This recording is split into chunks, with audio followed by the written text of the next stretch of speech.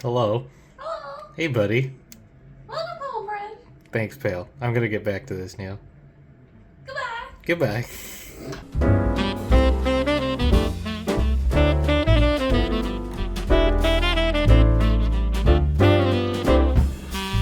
Ho, ho, ho.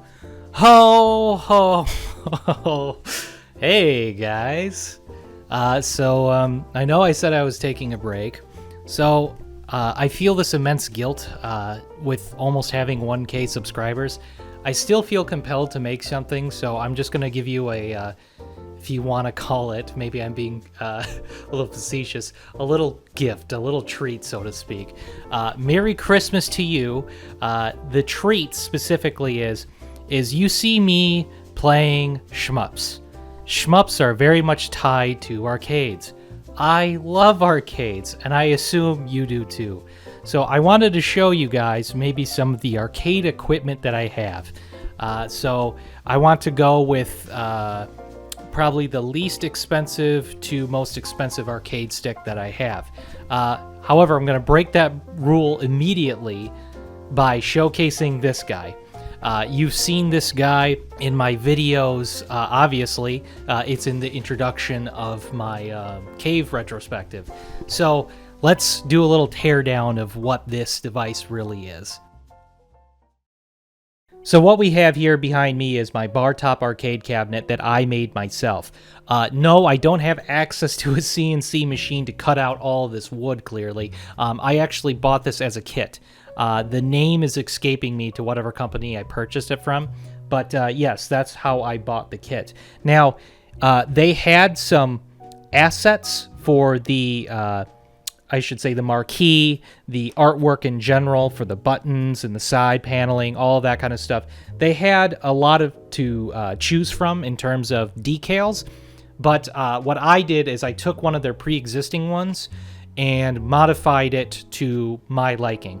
For instance, when they had this button layout for the player 1 and 2, it was largely the same, except the stripes were pixelated beyond all belief. It looked like shit. So I cleaned that up. The marquee specifically, with Metal Slug X and Garo and The Last Blade 2 and Samurai Showdown 5, those were the ones that I modified as well to games that are of my liking. Upon reflection, I don't know why I put Samurai Showdown 5 there. It's not exactly my favorite SNK game, but maybe I put it there because it looked the coolest. So anyway, maybe that's why I did that. Now, what's powering this cabinet is actually a small business PC. I think it was from 2015, but that's what I love about Battlesera Linux. That's what's running on that business PC, is that you can take old hardware and give it some use, give it some life. And because of its small form factor, it makes a perfect retro all-in-one console. Except for my arcade cabinet here, I didn't want to throw like, you know, Mario Kart or something like Zelda. You didn't play that at the arcades.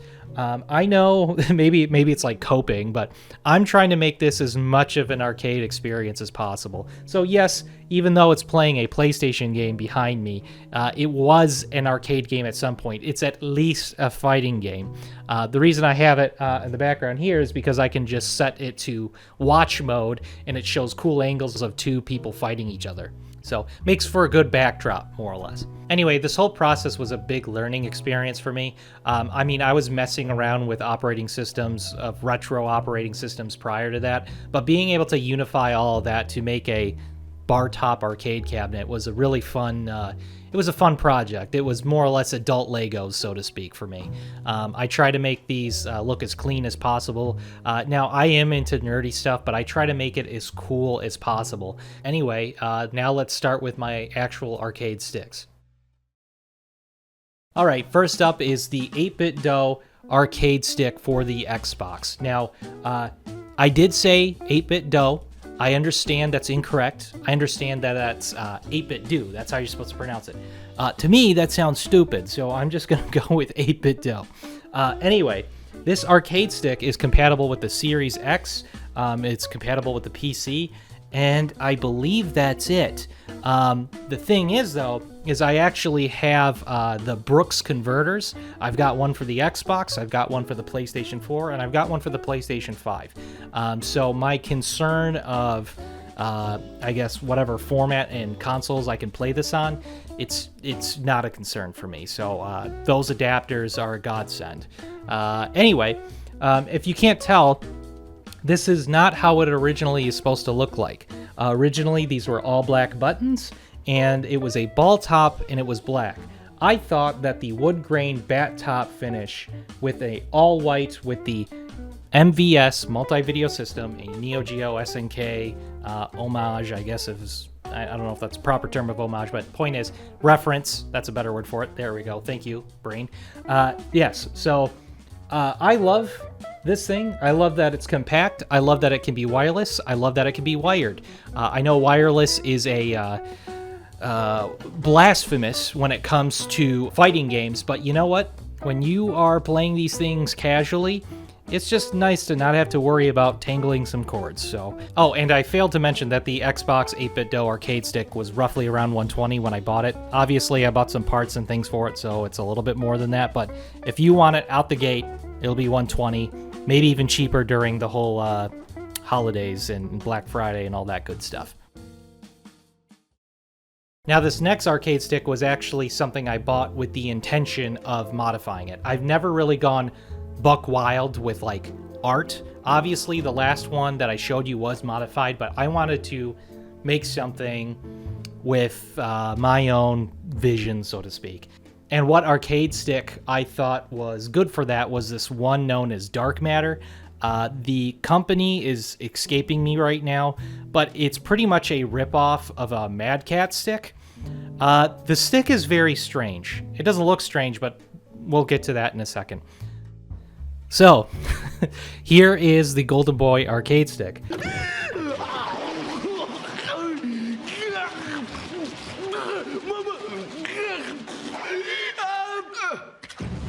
So, how do you like my swimming? I've got 6 see-through buttons and 2 golden ones, appropriately intentional. Same thing with the ball top. This is using Sanwa parts. I use octagon gates for my arcade sticks. The Xbox One also has that, but I don't really enjoy the square gates for the joystick. It's never been my thing. So anyway, yes. I posted this on Twitter, and it was just to be like, hey, isn't this cool? Apparently, this got some attention, and actually, I don't know if I want to go all the way to say viral, but what was it? Like one of the Twitter pages, Fight Stick Art page on Twitter. It was thanks to them retweeting this that this even got any traction. So now, despite the sex appeal of the stick, just to let you know, I actually don't appreciate like Ahego like stuff. And if you don't know what Ahego is, you go type that up. I don't need to tell you what that is. But point is, it's degen. I think my stick has some taste to it. Maybe that's coping. You can decide for yourself. But I mean, sex appeal never hurt anyone. And I just like Golden Boy. So I did want to mention about this stick. It's weird. And the reason it's weird is because it says that it's compatible with Xbox One and PlayStation 4. But let's put an asterisk there. Because what they mean by compatible is on the back of it, there's actually a hole for a USB port. Now, what you're supposed to do is plug in your controller, like your Xbox One controller or PS4 controller, whatever controller of the console you want to control, and it's going to replicate those button mappings. That's fucking weird. I'm not going to have my controller on life support. So instead, once again, the Brooks adapter to the rescue, I use that. Anyway, moving on to the next controller. You guys have actually seen this controller, kind of. It's actually in all of my thumbnails for my cave retrospective. But it's a little different since then. The Hori Fighting Edge for the PlayStation 4. Now, what this was brushed aluminum, and it had these black buttons. They were matte black buttons, and there was like some chrome coloring on the rims of the buttons. I don't really like fake silver. It just looks funny. I don't know. To me, it looked tacky. So what I did is I actually replaced all the buttons with black Sanwa buttons and did a black bat top. I love bat top. Over the years, I've really grown to enjoy it. I wasn't always like that. I was totally fine with the ball top, and I still am. I still can use it. I'm pretty multifaceted when it comes to joysticks. But over time, I've really appreciated bat tops. But anyway, once again, it's an 8-gate joystick. It's not Sanwa, it's the Hori Hayabusa. I actually don't mind that. I like that stick. I will say feeling a Sanwa click is pretty clean. So the Hayabusa is going to feel a little bit more mushy if you're going to be an arcade stick savant, I suppose, a stickler. But I'm pretty multifaceted. As long as I can pull the tricks, I don't really give a shit. If I have to really strain myself to do it, then I don't like the stick. So I can pull it off. I don't care. So for my next stick, and a couple of you probably already know what this is. Maybe because you've seen it in my retrospective. It is the Hori Real Arcade Pro version 3. This beast, this massive monolith, Jesus, I gotta set this down for a second. Holy shit. It's as if they ripped this off a Vuelix arcade cabinet.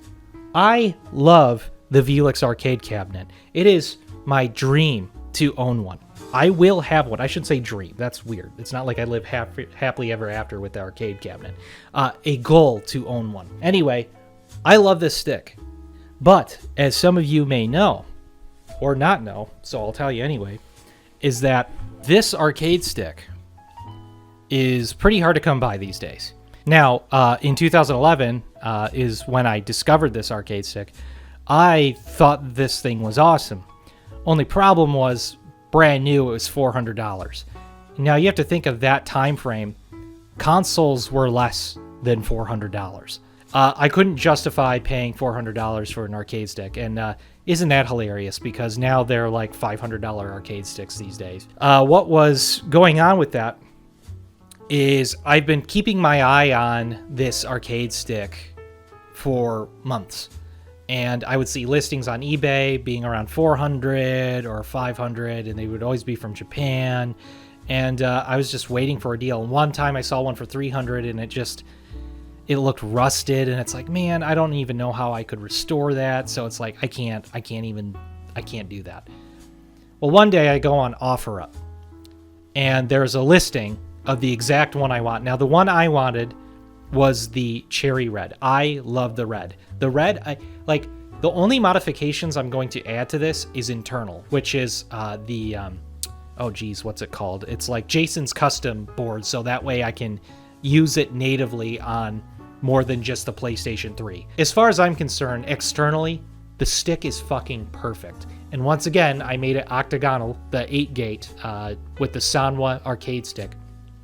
These are all Sanwa parts. Everything fucking feels premium.